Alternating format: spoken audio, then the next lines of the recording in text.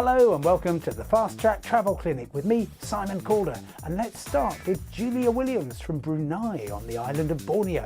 For a trip to London, she booked with Air Asia. The airline then abandoned its flights to and from Europe and rebooked her free of charge on Malaysia Airlines. But then, shortly after takeoff from London Heathrow, the plane developed an engine fault and had to return.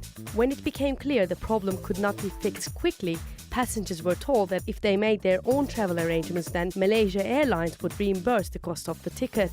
I booked a Royal Brunei Airlines flight at a cost of $1,000. When I claimed this money back, Malaysia Airlines told me to seek a refund from Air Asia and vice versa. Fast Track intervened to try to solve the stalemate. The good news is that Malaysia Airlines has agreed to refund the original price of the Air Asia ticket, but that is going to amount to a lot less than $1,000.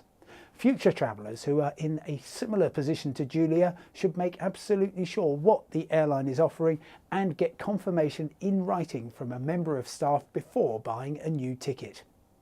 Next, we've covered the long-running saga of the Boeing 787 Dreamliner in Fast Track, including the worldwide grounding of the new jet early in the year. Arthur Cairns from Glasgow in Scotland is booked on the very first Dreamliner flight from his home country, destination Florida, on Thomson Airways. But he says, "I'm not happy with the present situation regarding safety." Arthur, I'm afraid you have no right to cancel without penalty. Thomson says it has every confidence in the new aircraft and it won't waive normal cancellation charges for passengers who are concerned about the problems that have struck the 787. But Thomson, like any reputable airline, would never operate an aircraft that is not regarded as entirely safe. It's worth noting that all airlines reserve the right to substitute planes and there's no obligation on them to use a particular model. They could also transfer you to an entirely different airline. James Miller prefers the train and is a regular traveller between Belgium and the Netherlands by rail.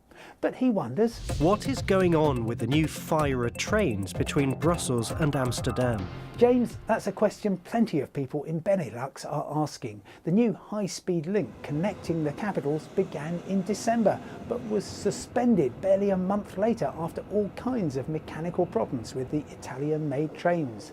The older but more reliable intercity trains are being brought back until a permanent solution can be found. Finally, help, said Mary Coleman. I have a cruise booked in 2 months that will visit India, and therefore I need a visa. But before that, I have some complicated international traveling, which means I can't give up my passport for the required length of time. What can I do? Well, Mary, the good news is that you have a British passport, and the UK is one of the countries that allows citizens to hold 2 valid passports at the same time, if they have a good enough reason. You'll need to get a letter from your travel agent or cruise line explaining your predicament and make a new application with the full fee, but it will prove a lot less expensive than having to cancel your trip. Well, that's all we've got time for in this session of the Fast Track Travel Clinic, but whether you want advice on a new destination or a reminder of your rights as a traveller, just email fasttrack@bbc.com and I'll do my very best to find you an answer. From me, Simon Calder, bye for now and see you next time. Thanks, Simon.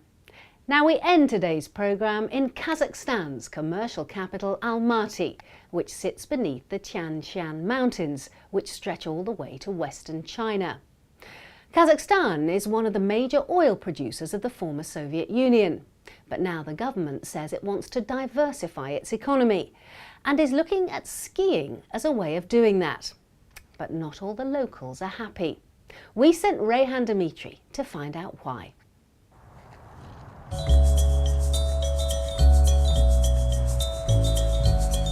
Almaty, Kazakhstan's largest city, is home to 1.5 million people, and they really do love their cars here.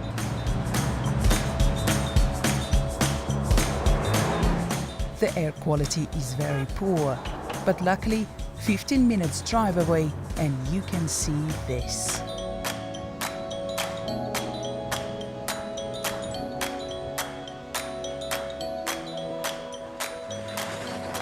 Once you get up here, all you want to do is breathe in.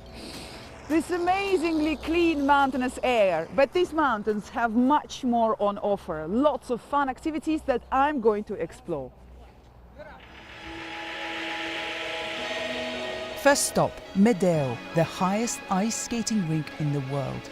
It's one of Almaty's major landmark sites. A session lasting several hours costs just over $10. Medeo's former engineer remembers its glorious Soviet past. На этом месте очистили от валунов. The uniqueness of this place is that in the 1950s, all world records in ice skating were set in high-altitude rinks, especially in Switzerland, in Davos. And Soviet authorities at the time wanted to find such a spot in the Soviet Union. They found this gorge and were impressed with its clean air, clean water and no wind. In the 1950s, over 47 world records were set here.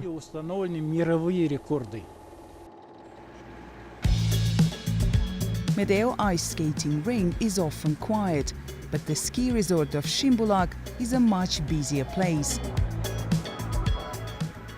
There are about 24 modern chalets on the way to Shimbulak ski resort.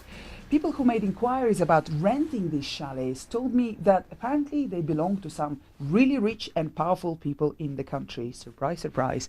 But unfortunately, these places are not up for rent. But there is a hotel up in the mountains.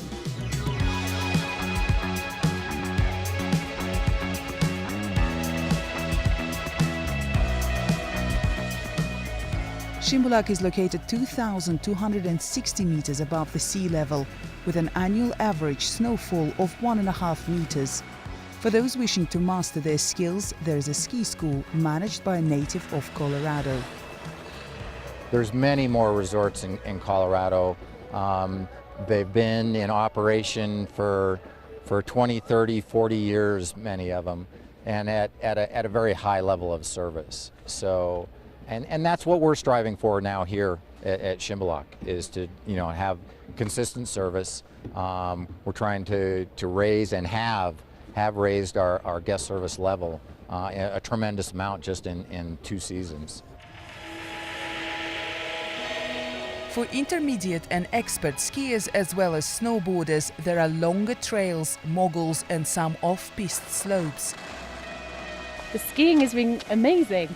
I've been really impressed with the skiing.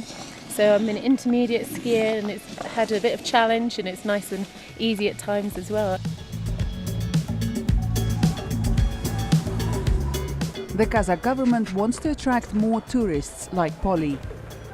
There's a new project planned, a multi-million-dollar new ski resort in a nearby national park. But not everyone thinks that's a good idea. Environmentalists believe the new resort will ruin the national park, which they call the lungs of Almaty, a city often cloaked in smog. To damage particularly this part of the mountains is not going to bring a good for Almaty citizens. Apparently it's only one place where the people have access without any barriers, and it's many people love this place for trekking and walking.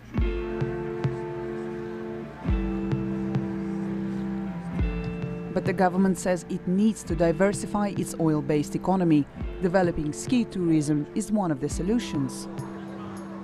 We got a lot of facts which shows us that that project should be developed, and all aspect of ecological impact is minimum. Financial and social effects are very huge. The new Kokjailau resort is projected to cost an initial $450 million that will be paid for by the government. But its critics believe not a new ski resort, but easing Kazakhstan's visa regime, reducing airfares and building budget hotels will help to bring in more tourists. The authorities agree. They claim those issues are being addressed. Their aim now is to create a world-standard ski resort. The mountains of Almaty do have that potential. The trick is whether it can be achieved in a way that will keep everybody happy. Rayhan Dimitri on the mountaintops of Kazakhstan. Well, that's all for this week, but do try and join us again next week if you can, when, as we mark the run-up to the 10th anniversary of the invasion of Iraq, we're in the north of the country to see how tourism is being rebuilt there.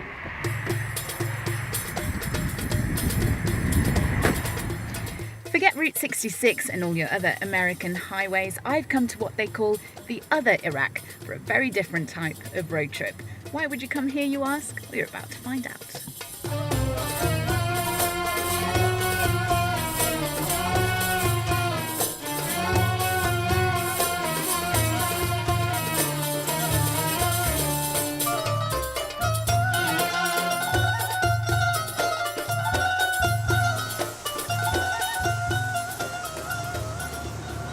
With life in Baghdad and in the south of Iraq in general still very dangerous, you can really understand why people who live there would want to come here to just get away from it all. There's such a sense of peacefulness and calm sat here beneath the citadel.